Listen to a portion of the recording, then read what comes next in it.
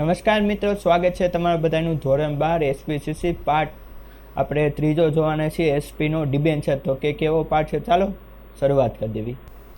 તો પહેલો પાર્ટ છે આપણો ત્રીજો પાર્ટ, ડિબેન્ચર. બરાબર, કે ડિબેન્ચર એટલે હું? તો સૌથી પહેલાં ડિબેન્ચર એટલે કે દેવું. બરાબર, હવે આપણે આગળ જોયું. તો સૌથી પહેલાં આપણે જોયું પ્રસ્તાવના, ઇન્ટ્રોડક્શન શું છે. તો કે આજના આધુનિક જોઈન્ટ સ્ટોક કંપનીઓને લાંબા ગાળાની મુદત માટે નાણાંની જરૂરિયાત ઊભી થતી હોય છે. લાંબા ગાળા માટે કોઈ પણ જગ્યાએ નાણાં રોકવા હોય તો પૈસા તો જોઈએ, તો એમને કોઈ જગ્યાએ રોકાણ તો કોઈ કરી ન શકવાના. ત્યારે કંપનીએ શેર કે ડિબેન્ચર બહાર પાડીને નાણાં મેળવે છે. ઘણીવાર એવું હોય કે કંપની આગળ પોતાની પાસે પૈસા ન હોય તો શેર કે ડિબેન્ચર બહાર પાડે. ડિબેન્ચર એટલે અહીંયા જો કીધું છે કે ડિબેન્ચર એટલે ઉછીની મૂડી. બરાબર, એમાં શું હોય કે અમુક સમયે નિશ્ચિત રકમે વ્યાજ આપવામાં આવતું કે તમે આટલા ટકા ડિબેન્ચર રહ્યા કંપનીના ખરીદો એટલે ઉછીની મૂડી તમે કંપનીને આપી. બરાબર, એની અંદર કંપનીમાં જે નક્કી કરે એ પ્રમાણે વ્યાજ આપવાનું હોય છે. ડિબેન્ચર એ દેવું ઊભું કરતો અને દેવાનો સ્વીકાર કરતો દસ્તાવેજ છે. બરાબર, ટૂંકમાં એવું પૂછે કે ડિબેન્ચર શું છે, તો ડિબેન્ચર એ દેવું ઊભું કરતો અને દેવાનો સ્વીકાર કરતો દસ્તાવેજ છે, જે કંપનીની સામાન્ય મહોર સાથે બહાર પાડવામાં આવે છે. કંપનીની સામાન્ય મહોર સાથે એટલે કે જે એનો સિક્કો રહ્યો તેના આધારે બહાર પાડવામાં આવે છે. સિમ્બોલ કહી શકો, કોઈ પણ લોગો વગેરે. અને નિશ્ચિત દરે અને મુદતે વ્યાજ ચૂકવવાની ખાતરી આપે છે. આ માટે કંપનીની મિલકતો પર તરતો બોજ એટલે કે ફ્લોટિંગ ચાર્જ ઊભો થાય છે. ટૂંકમાં એ હું તમને કહું કે ડિબેન્ચર શું છે, તો કે એક દેવું છે. બરાબર, દેવું ચૂકવવું પડે, નાણાં તો આપવા જ પડે. કંપની કોઈ પાસે ઉછીના નાણાં લેતા હોય તો એને ચૂકવવા પડે. તો એવા સંજોગોમાં કંપની ડિબેન્ચર બહાર પાડે અને જે લોકો ડિબેન્ચર ખરીદે એ લોકો ડિબેન્ચર ધારકો કહેવાય. જેવી રીતે ઓલામાં શેર ખરીદે, આની અંદર નક્કી જ હોય કે કોઈ વ્યક્તિ આટલા ડિબેન્ચર ખરીદે છે, કોઈ 5,000, 10,000, 50,000, તો એની અંદર નક્કી કર્યું કે એના આટલા દરે એને આટલા ટકા એને વ્યાજ આપવામાં આવશે. અને ડિબેન્ચર ધારકોને હક પણ હોય કે કંપની પાસે નફો ન કરે પણ એના નાણાં તો જે દરે વ્યાજ કીધું હોય એ પ્રમાણે ચૂકવવાના મેળવવાનો પહેલાં અધિકાર રહે ડિબેન્ચર ધારકો. હવે આગળ જોઈએ. એટલું યાદ રાખવાનું, ડિબેન્ચર છે તો શું એ, તો કે ઉછીની મૂડી. હવે આપણે જોઈએ ડિબેન્ચરની વ્યાખ્યા. તો કે ડિબેન્ચર મૂળ લેટિન શબ્દ ડેબ્રર પરથી આવ્યો છે. ઘણીવાર આવું પૂછાય કે ડિબેન્ચર શબ્દ ક્યાંથી આવેલો, તો કે ડેબ્રર પરથી ઉતરી આવ્યો છે, જેનો અર્થ દેવું થાય છે. તેથી એવું કહી શકાય કે ડિબેન્ચર એ કંપનીનું દેવું દર્શાવતો દસ્તાવેજ છે. બરાબર, જેટલા ડિબેન્ચર ખરીદ્યા છે એટલા ટકા કંપની ઉપર વ્યાજ ગણાય, દેવું ઊભું થાય એવું કહી શકીએ. અને ડિબેન્ચર ધારકોને હક એવું હોય એ કહી પણ શકે કે તમે તમારી કંપની વેચી નહીં પણ અમારા નાણાં આપી દેવો, તમે મિલકતો વેચી નાખો, અમારા નાણાં ચૂકવી દેવો. એને પહેલાં હક હોય. કોને, તો કે ડિબેન્ચર ધારકોને. પછી કીધું ડિબેન્ચર એ કંપનીની સામાન્ય મહોરથી અંકિત થયેલો કંપનીનો દેવાનો સ્વીકાર કરતો દસ્તાવેજ છે, એમ સર ફ્રાન્સિસ પામર કહે. ઘણીવાર એવી પરીક્ષામાં પૂછાય કે સર ફ્રાન્સિસ પામરના મતે ડિબેન્ચરની વ્યાખ્યા હું, તો કહેવાનું કે કંપનીની સામાન્ય મહોરથી અંકિત થયેલો અને કંપનીના દેવાનો સ્વીકાર કરતો દસ્તાવેજ છે. સામાન્ય મહોરથી અંકિત એટલે કે કંપનીનું નામ હોય. દાખલા તરીકે કોઈ કંપની છે, બરાબર, આપણે કેવી કે અજંતા કંપની છે, એને જે કંઈ મહોરીઓ એ લગાવેલી હોય અને કંપનીનું નામ લખેલું હોય અને ડિબેન્ચર બહાર પાડ્યા હોય તો અંકિત થયેલ દસ્તાવેજ ને એની અંદર લખેલું હોય કે આ વ્યક્તિ આ કંપનીના એટલા ડિબેન્ચર ખરીદેલા છે. બરાબર, મુખ્ય કોઈ વ્યાખ્યા. હવે આગળ જોઈ કે ડિબેન્ચર એ કંપનીની સામાન્ય મહોરથી અંકિત થયેલો દસ્તાવેજ છે, જેમાં કંપની નિશ્ચિત રકમ, નિશ્ચિત વ્યાજ દરે અને નિશ્ચિત મુદત પછી પરત કરવાની શરત સાથે જે રકમ ઉછીની લીધેલ છે તેના દેવાનો સ્વીકાર કરે છે. જો જે રકમ ઉછીની લીધી એને દેવાનો સ્વીકાર કરે. દાખલા તરીકે કોઈ કંપની આગળથી આપણે 10,000 રૂપિયા લીધા. બરાબર, આ 10,000 દેખાતા છે કે હું આડો આવી જતો હોઈશ, તો 10,000 લીધેલા છે. નિશ્ચિત વ્યાજ એની ઉપર કીધું કે 10% વ્યાજ આપશું વાર્ષિક કે 5%, 2%, જે કંઈ કંપનીનું હોય તે. બરાબર, અને નિશ્ચિત મુદત પછી, મુદત કીધું 6 મહિના, વર્ષ, દિવસ, એવી રીતે પરત કારણ કે આટલા વર્ષે તમને આટલા રકમ અમે આપી દઈશું, તેના દેવાનો સ્વીકાર કરે છે. હવે આગળ જોઈએ.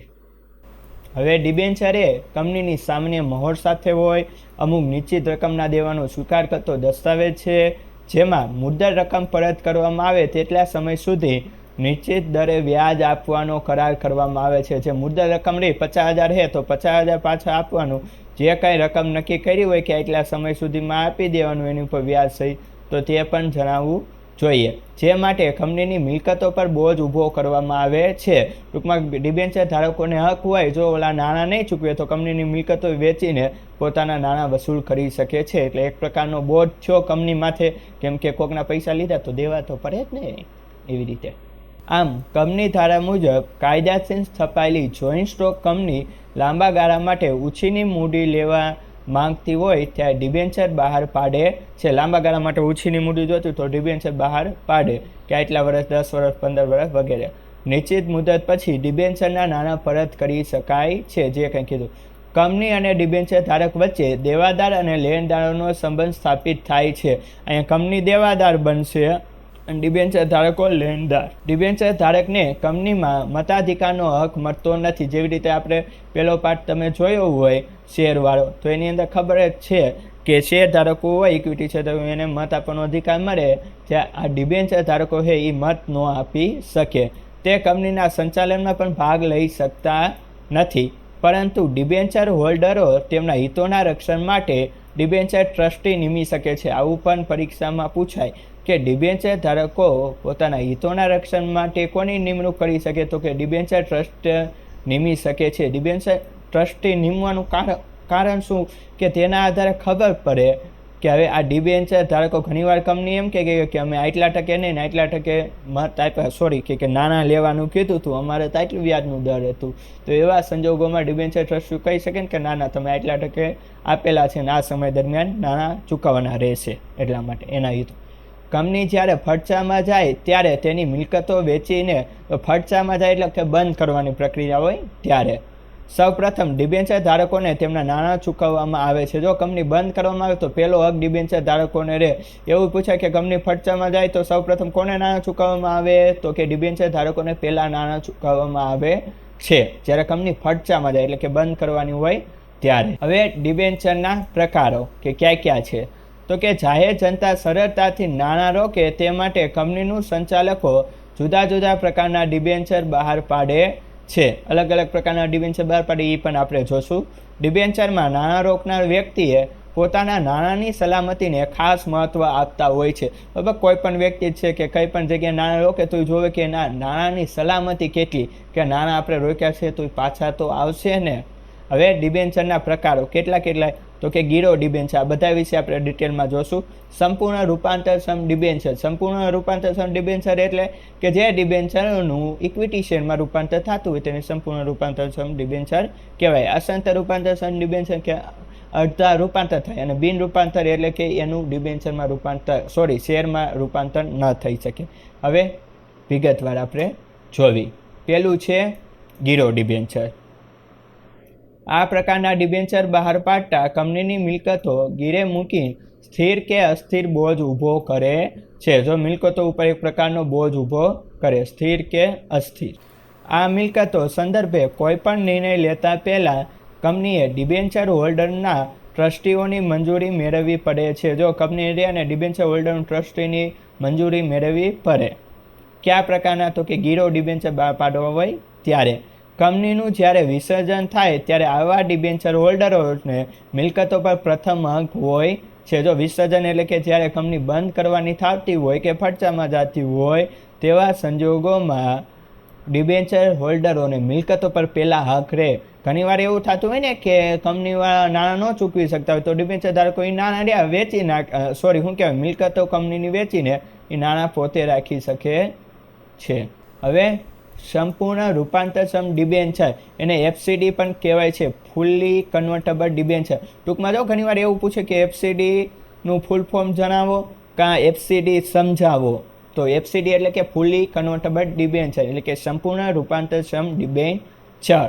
ડિબેન્ચર હોલ્ડર સાથે નક્કી થયેલા કરાર મુજબ નિશ્ચિત સમય મર્યાદાને અંતે જે તે ડિબેન્ચરનું ઇક્વિટી શેરમાં રૂપાંતર કરવામાં આવે છે અને કંપની આ અગાઉ ડિબેન્ચર ધારકોને 2 વિકલ્પ આપે છે, જેમાં ડિબેન્ચરના નાણાં પરત લેવા છે કે તેટલી રકમના ઇક્વિટી શેર લેવા છે. જો હું કીધું આપણે ફરી સમજ્યું કે ડિબેન્ચર હોલ્ડર સાથે નક્કી થયા કરાર મુજબ નિશ્ચિત સમય મર્યાદા અંતે જે તે ડિબેન્ચરનું ઇક્વિટી શેરમાં રૂપાંતર કરો. જો કરાર પૂરો થાય એટલે એને કહેવામાં આવે કે આ તમે ડિબેન્ચર તમારા હે નાણાં હે તો તમારા પૈસા જોઈ કે એટલી રકમના ઇક્વિટી શેર આપી દેવી.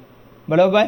તો અહીંયા જો 2 વિકલ્પ આપવામાં આવ્યા તો કીધું કે ડિબેન્ચર નાણાં પરત લેવા છે કે તેટલી રકમના ઇક્વિટી શેર કરવા. જો ડિબેન્ચર ધારક FCD એટલે કે ફુલી કન્વર્ટેડ ડિબેન્ચર વિકલ્પ સ્વીકારે તો ડિબેન્ચર ધારક તરીકેના હકો કંપનીના લેણદાર તરીકે સમાપન થાય છે. એટલે કે ડિબેન્ચર ધારક તરીકે જે એને હક રહ્યા નાણાં પેલા મેળવવાનો હક છે તો એ બધાય સમાપ્ત થઈ જાય છે.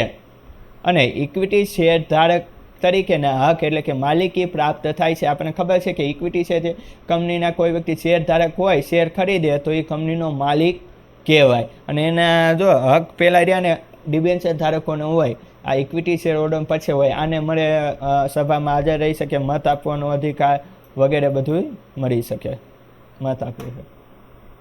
હવે અસંતર રૂપાંતરક્ષમ ડિબેન્ચર એટલે કે પાર્ટી કન્વર્ટેબલ ડિબેન્ચર PCD. અહીં ડિબેન્ચરના 2 ભાગ પાડી દેવામાં આવે છે જેમાં ડિબેન્ચરનો એક ભાગ સંપૂર્ણ રૂપાંતરિત હોય છે. જો એક ભાગ તમે રૂપાંતર કરી શકો એટલે કે ઇક્વિટી શેરમાં રૂપાંતર કરી શકો, બાકીના ન કરી શકો એટલે કે અડધા રૂપાંતર કરવા કરી શકો, અડધા ન કરી શકો. એ તમે હાથમાં હે કરવા કે નહીં. અને બીજો ભાગ બિન રૂપાંતરિત હોય છે. અહીં રૂપાંતરિત ભાગ સામે ઇક્વિટી શેર આપવામાં આવે છે. બરાબર. અને બિન રૂપાંતરિત ભાગ પરત કરવામાં આવે છે. બિન રૂપાંતર ભાગમાં શું પરત કરવામાં આવે કે અડધા પૈસા એને પાછા આપી દેવામાં આવે જે કંઈ હતા અને અડધા પૈસાના શેર આપી દે ઇક્વિટી શેર. બરાબર.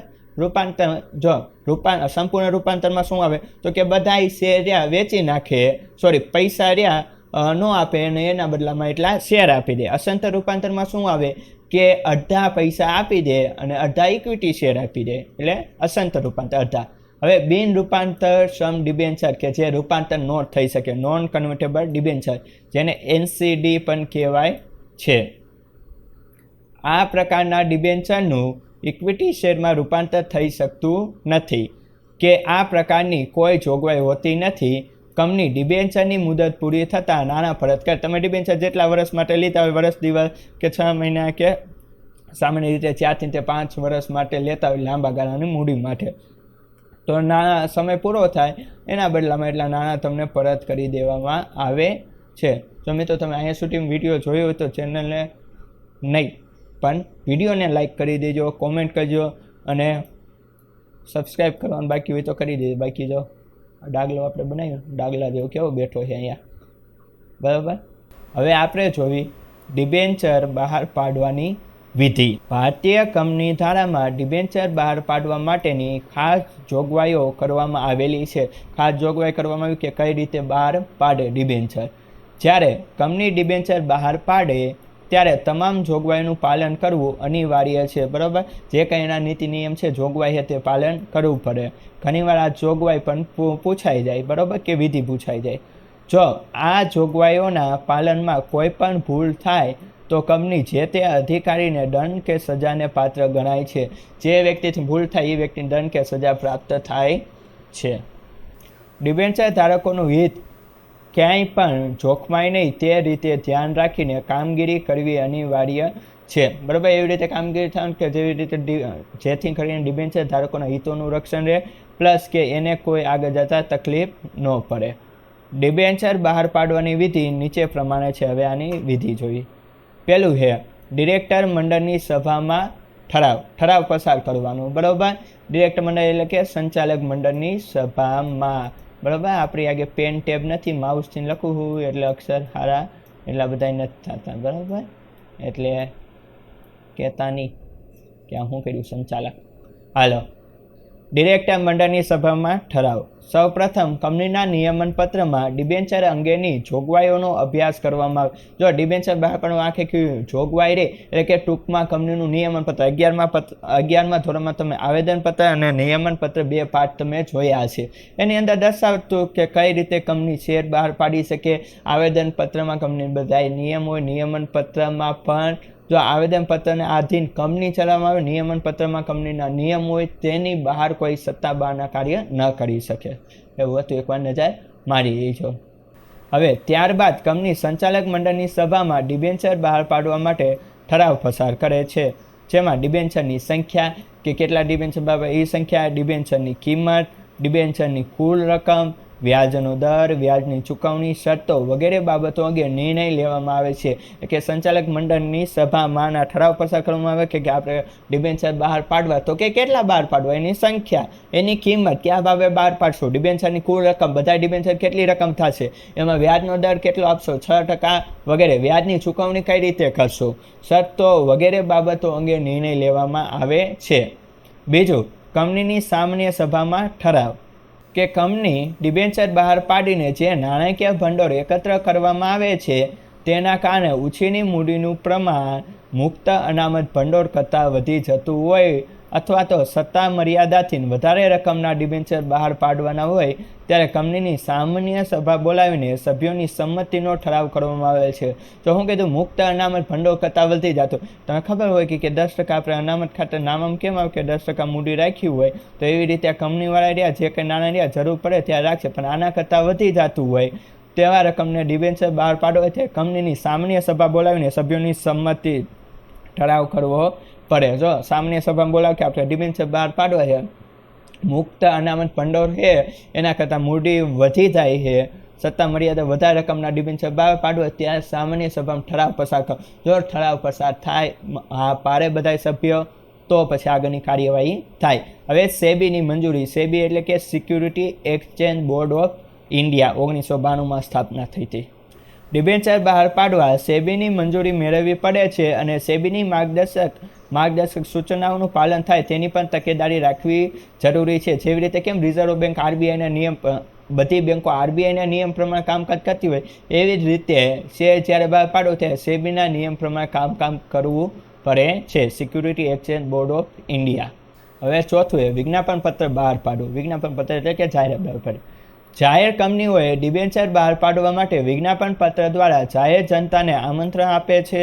વિજ્ઞાપન પત્રમાં ડિબેન્ચરની વિવિધ બાબતો વિગતે દર્શાવવામાં આવે છે, જેનો ડિબેન્ચર ખરીદવા ઇચ્છતી વ્યક્તિઓ, સંસ્થાઓ વગેરે અભ્યાસ કરે અને ડિબેન્ચર ખરીદીનો નિર્ણય કરતા જોવામાં. ટૂંકમાં વિજ્ઞાપન પત્રમાં જાહેરાત આપવામાં આવે કે આ કંપની ડિબેન્ચર બહાર, જે લોકોને ખરીદવા હોય તે ખરીદી શકે છે, એટલે કે જાહેર જનતાને આમંત્રણ આપે. ફરજિયાત ન હોય, જેની ઈચ્છા હોય તે, જેવી રીતે શેર ખરીદવા માટે આમંત્રણ આપે. પછી શું કહે કે ડિબેન્ચર ટ્રસ્ટીઓની નિમણૂક. ડિબેન્ચર ટ્રસ્ટીની નિમણૂક એટલે કરવામાં આવે કે ડિબેન્ચર ધારકોના હિતોના રક્ષણ માટે. કે કાલ ઉઠીને કંપની એમ ન કહી દે કે તમને આટલા ટકા વ્યાજ આપ્યું હતું, ના ઓલું, બરાબર.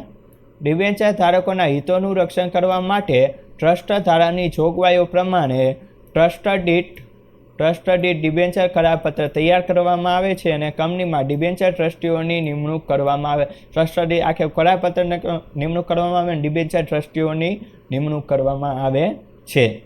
પછી કીધું બાંયધરી દલાલો સાથે કરાર, બરાબર, જે થર્ડ પાર્ટી આપણે કહેતા હોય દલાલિયા, એ બે બાજુ વ્યાજ દાબે. કંપનીના સંચાલકો ડિબેન્ચરના નાણાં ભરણા સંદર્ભ બાંયધરી દલાલો સંસ્થાઓ સાથે કરાર કરવા માંગતી હોય તો તે આ તબક્કે કરવામાં આવે. બંને પક્ષો શરતો નક્કી થાય. હવે તો બાંયધરી દલાલો કઈ રીતે હોય, એને કહેતું હોય કે તમે અમારી કંપની કોઈ ડિબેન્ચર ધારકો હોય કે શેર ધારકો તમે ગોતી દો, એના બદલામાં અમે તમને આટલા ટકા શું કહેવાય દલાલી તરીકે જે કંઈ વ્યાજ કે રકમ અમે તમને આપશું, તમે અમને આટલા લોકો ગોતી દો, એ વેચવી દે. હવે છે શિડ્યુલ બેંકમાં ખાતું ખોલાવવું. કે કંપની ડિબેન્ચરની અરજી અને નાણાં સ્વીકારવા માટે શિડ્યુલ બેંકમાં ખાતું ખોલાવવું પડે છે કે નાણાં જમા નહીં થાય. હવે શેર બજારમાં નોંધણી. જો વિજ્ઞાપન પત્રમાં દર્શાવવામાં આવેલ હોય તો કંપની સંચાલકોએ ડિબેન્ચરના ખરીદ વેચાણ માટે માન્ય શેર બજારમાં અરજી કરે છે, પરંતુ જો શેર બજારમાં આ અરજી કોઈ કારણસર રદ કે નામંજૂર કરે તો કંપનીએ ડિબેન્ચરના નાણાં પરત કરવા પડે છે. આ બધું કામકાજ કોણ કરે? કંપની કરે, બરાબર. માન્ય શેર બજાર એટલે આપણે કહી શકીએ કે બોમ્બે સ્ટોક એક્સચેન્જ, BSE, બરાબર, તો નાણાં પરત કરવા પડે. હવે ડિબેન્ચરની વેચણી પત્રક તૈયાર કરવું.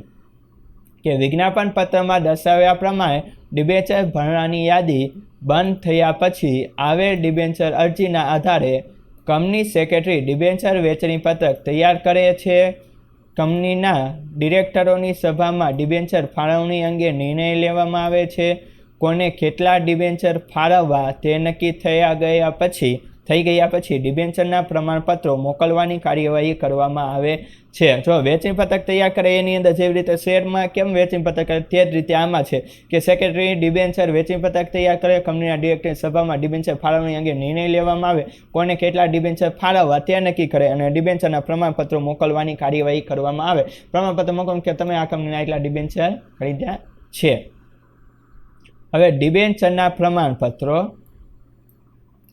કે કંપનીએ જો ડિબેન્ચરના નાણાં હપ્તાથી ચૂકવવાની શરત તો રાખી હોય તો પૂરા નાણાં ચૂકવ્યા પછી અથવા તો જો ડિબેન્ચરના પૂરા નાણાં ભરપાઈ થયા હોય અને તેમના ડિબેન્ચર પ્રમાણપત્રો કંપની સેક્રેટરી તૈયાર કરે અને કંપની ધારાની જોગવાઈ મુજબ નિયત સમય મર્યાદામાં ડિબેન્ચર પ્રમાણપત્રો ડિબેન્ચર ધારકોને મોકલી આપવામાં આવે છે. એટલે કે જે સમયગાળો રહ્યો 1 થી 1.5 મહિના સુધીમાં પહોંચાડી દેવામાં આવે છે. એ કામકાજ કોને હોય તો કે કંપની સેક્રેટરીએ. હવે ડિબેન્ચર હોલ્ડરોના અધિકારો કે ડિબેન્ચર હોલ્ડરો પાસે કયા અધિકાર હોય છે તે તો કે કંપનીમાં ડિબેન્ચર ધારકોને પણ વિવિધ અધિકારો મળવા પાત્ર થાય છે.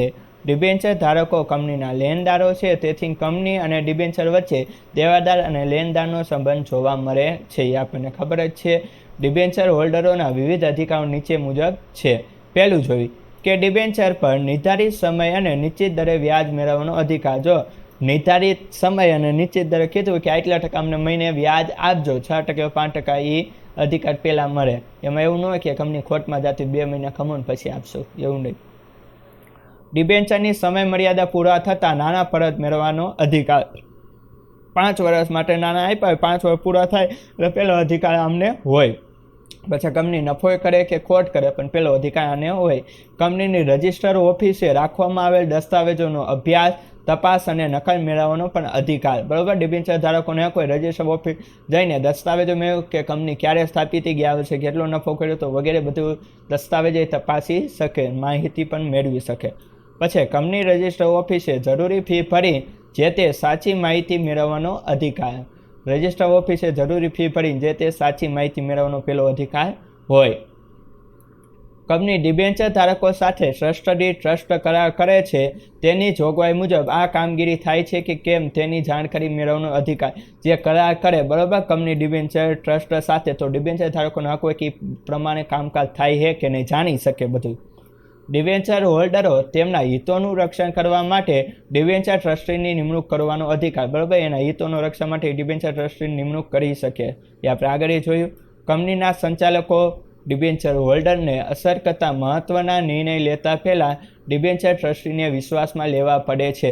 વિશ્વાસમાં શા માટે લેવા કે તમારા નાણાં અહીંયા સહી સલામત જ છે, તમને પહેલાં નાણાં મળશે, ઇક્વિટી શેર હોલ્ડર કરતાં પણ પહેલાં તમને નાણાં મળી જશે. કંપની ખોટમાં જાય તોય તમારી આગે છે જ તે અધિકાર કે કંપનીની મિલકતો વેચીને નાણાં ઊભા કરી શકો. પછી 8મું, કંપનીએ જે મિલકતોની જામીનગીરી કે ગીરો આપેલ હોય તેની ટ્રસ્ટ ડીડમાં કરેલ જોગવાઈ પ્રમાણે સલામતી જળવાય તે જોવાનો અધિકાર. કે જે જગ્યાના સલામતી તો છે ને એ પણ એ જોઈ શકે. 9મું, જામીનગીરી પેટે આપેલ મિલકતો કે ટ્રસ્ટ ડીડની જોગવાઈનો જો ભંગ કરે અને શરતોનું પાલન ન કરે તેવા સંજોગોમાં કાયદેસરની કાર્યવાહી કરવાનો અધિકાર. ટૂંકમાં શું કીધું કે કંપની જે કંઈ જોગવાઈ છે કે નિયમનો ભંગ કરે તો કાયદેસરની કાર્યવાહી કરી શકે. કોણ તો કે ડિબેન્ચર ધારકો. પછી સમયાંતરે કંપનીની પ્રગતિ કે વિકાસની માહિતી મેળવવાનો અધિકાર. બરાબર, જઈ પડે સમય પ્રમાણે એ મેળવી શકે કે કેટલો કંપનીએ નફો કર્યો, શું હાલે છે, કંપની ખોટમાં હાલે કે નફામાં, એ બધું જાણી શકે. કોણ? ડિબેન્ચર ધારકો. કંપનીવાળાને ના ન પાડી શકે. પછી કંપનીનું વિસર્જન સમયે પોતાના નાણાં અગ્રતા ક્રમે પરત મેળવવાનો અધિકાર. અગ્રતા ક્રમે પરત મેળવવાનો અધિકાર એટલે કે પહેલાં મેળવવાનો અધિકાર. બરાબર, વિસર્જન એટલે કે બંધ થાય. હવે ડિબેન્ચર ટ્રસ્ટ ડીડ શું છે તે જોઈ કે ડિબેન્ચર એ કંપનીનું દેવું છે અને કંપની ડિબેન્ચર હોલ્ડરોને આ દેવા સામે મિલકતો કે જામીનગીરો આપે છે. ભારતીય કંપની ધારા પ્રમાણે કંપની અને ડિબેન્ચર ધારકો વચ્ચે કાયદેસરનો કરાર કરવામાં આવે અને તેની કંપની રજિસ્ટર સમક્ષ નોંધણી કરાવવામાં આવે છે. આમ કંપની અને ડિબેન્ચર ધારકો વચ્ચે નક્કી કરવામાં આવતી આ શરતોના કરારને ટ્રસ્ટ ડીડ, ટ્રસ્ટ કરાર, ટ્રસ્ટ ન્યાય કરાર તરીકે પણ ઓળખવામાં. જો ઘણીવાર એમ પૂછે કે ડિબેન્ચર ધારકો વચ્ચે જે આ કરાર કરવામાં આવે તો એને કયા નામે ઓળખવામાં આવે છે, કાંઈ એમ પૂછે કે ટ્રસ્ટ કરાર કોને કહેવાય, ટ્રસ્ટ ન્યાય કરાર કોને કહેવાય એ સમજાવતો કે ડિબેન્ચર ટ્રસ્ટ ડીડ વાળું આ લખી વાળવાનું, બરાબર. 2 માર્કમાં પૂછાય તો 1 માર્કમાં ક્યાંય પૂછી નાખે પણ નહીં પૂછે, મજા કરે. કંપનીના ડિબેન્ચર હોલ્ડરો જુદી જુદી જગ્યાએ બિનસંગઠિત રીતે વેચાયેલા હોય છે. આ સંજોગોમાં તેમના હિતોનું રક્ષણ કરવા માટે ટ્રસ્ટ ડીડની જોગવાઈ પ્રમાણે તેમના પ્રતિનિધિ તરીકે કેટલાક પ્રતિષ્ઠિત વ્યક્તિઓ ટ્રસ્ટી તરીકે નિમણૂક કરવામાં આવે છે, જે ડિબેન્ચર ધારકોના વિશાળ સમુદાયનું પ્રતિનિધિત્વ કરે છે. ટૂંકમાં કેવી તો સંચાલન કરે છે, બરાબર, તેનું ધ્યાન રાખે. આ ડિબેન્ચર ટ્રસ્ટીઓ ડિબેન્ચર ધારકોનું વિશ્વાસ સંપાદન કરીને તટસ્થ રીતે હિત રક્ષણ માટે કાર્ય કરે છે. એવું નહીં કે કંપની તરફ જ નિર્ણય લે કે ડિબેન્ચર ટ્રસ્ટ તરફથી, આ એમને એની રીતે નિર્ણય લે છે, આમ અપક્ષ અલગ પાર્ટીમાં, બરાબર. ન આની કર નો આની કર, જે સાચું હોય તે જણાવે. કંપનીમાં સ્થિર કે અસ્થિર બોજની પરિસ્થિતિ ઉદ્ભવે ત્યારે ટ્રસ્ટ ડીડની જોગવાઈ પ્રમાણે કાર્યવાહી કરવામાં આવે છે. ટ્રસ્ટ ડીડની કંપની રજિસ્ટર સમક્ષ નોંધણી થયા પછી જો તેમાં કોઈ ફેરફાર કરવો હોય તો ડિબેન્ચર હોલ્ડરોની સામાન્ય સભા બોલાવીને તેમની સહમતિ મેળવ્યા પછી ફેરફાર કરી શકાય છે. ટૂંકમાં કંઈ ફેરબદલી કરવી હોય તો સામાન્ય સભા બોલાવીને પછી આગળની કાર્યવાહી થાય ને એમાં બધા હા પાડે તો, નકર નહીં. હવે ટ્રસ્ટ ડીડમાં નીચે દર્શાવેલ વિગતોનો સમાવેશ કરવામાં આવે છે.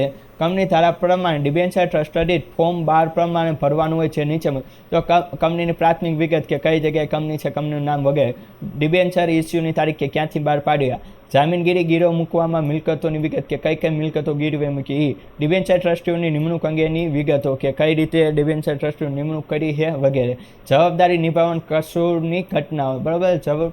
જવાબદાર નિભાવ કસૂરની ઘટના એટલે કે કંઈક વાક ગુનાઓ થાય તો શું કાર્યવાહી કરવી, કંપનીને બંધન કરતા શરતો અને જોગવાઈ કે આ નિયમ કંપનીને બંધન કરતા છે એની અંદર કામ કરવું. અન્ય બાબતો કે ટ્રસ્ટ ડીડમાં શરતોમાં ફેરફાર કર્યા હોય તો તેની વિગતો જણાવ. ટ્રસ્ટ ડીડની સ્ટેમ્પ ડ્યુટી ચૂકવવાની કંપની જવાબદાર છે. સ્ટેમ્પ ડ્યુટી પણ કંપનીને ચૂકવવાની રહે. ડિબેન્ચર ધારકોની સભા તથા ફરિયાદ વાંધાઓ અને તેનું નિરાકરણ વગેરે, સભા બોલાવો, એમાં કે ફરિયાદ વાંધો હોય તો એનું નિરાકરણ લાવો, સોલ્યુશન. ડિબેન્ચર ફેરબદલીની વિધિ કે રજિસ્ટર ડિબેન્ચરની ફેરબદલી માટે તે માટે નિર્ધારિત કરેલ ફોર્મ મેળવવું અને જરૂરી વિગતો ભરવી. આખી ફોર્મ ભરવું અને જે વિગતો બાકી હોય તે આપવી. ડિબેન્ચર વેચનાર અને ખરીદનાર બંને પક્ષકારોના નામ, સરનામા, ડિબેન્ચરની વિગતો, પ્રમાણપત્ર નંબર, ક્રમ, ડિબેન્ચરની સંખ્યા, ડિબેન્ચરની કિંમતની વિગતો દર્શાવવામાં આવે અને બંને પક્ષકારોમાં તેમાં સહી કરવી પડે છે. પછી કીધું ડિબેન્ચર વેચનાર પોતે સ્વૈચ્છિક રીતે ડિબેન્ચર વેચે છે તે જણાવીને બીજી સહી કરવી પડે છે કે હું મારી ઈચ્છાથી વેચું છું તેમ. ડિબેન્ચર પ્રમાણપત્ર અને ફેરબદલી ફોર્મ કંપની રજિસ્ટર ઓફિસે રજૂ કરવામાં આવે છે. કંપની સેક્રેટરી ફોર્મની વિગત અને પ્રમાણપત્રની ચકાસણી કરીને નમૂનાની સહીની સરખામણી કરે કે બરોબર તો છે ને આ એ જ વ્યક્તિની સાઇન છે ને તેમ. પ્રવર્તમાન કાયદા એટલે કે વર્તમાન કાયદા અનુસાર જરૂરી સ્ટેમ્પ ડ્યુટી ભરેલ છે કે કેમ તેની તપાસ કરીને ફેરબદલી રજિસ્ટરમાં નોંધ કરશે. પછી કીધું કંપની સંચાલક મંડળની સભામાં ડિબેન્ચર ફેરબદલીની મંજૂરી અંગે ચર્ચા કરીને ફેરબદલી મંજૂરી અંગેનો ઠરાવ પસાર કરવામાં આવે. પછી ઠરાવ પસાર કરવામાં આવશે, ના પાડે તો તે. સંચાલક મંડળના ઠરાવના આધારે સેક્રેટરી ડિબેન્ચર પ્રમાણપત્ર ખરીદનારનું નામ દાખલ કરે અથવા તો નવું ડિબેન્ચર પ્રમાણપત્ર તૈયાર કરીને ડિબેન્ચર ખરીદનારને તે મોકલે છે. આખે કાં તો નામ દાખલ કરે કાં તો નવું મોકલશે. હવે આપણે જોયું શેર અને ડિબેન્ચર વચ્ચેનો તફાવત. હવે પહેલાં જોઈએ અર્થ. જોઈન્ટ સ્ટોક કંપની પોતાની માલિકીની મૂડીને નાના ભાગોમાં વેચે છે. આ દરેક ભાગને શેર કહેવાય. ડિબેન્ચર એટલે કે જોઈન્ટ સ્ટોક કંપની જાહેર જનતા પાસેથી જે રકમ ઉછીની મેળવે તેને ડિબેન્ચર કહેવાય.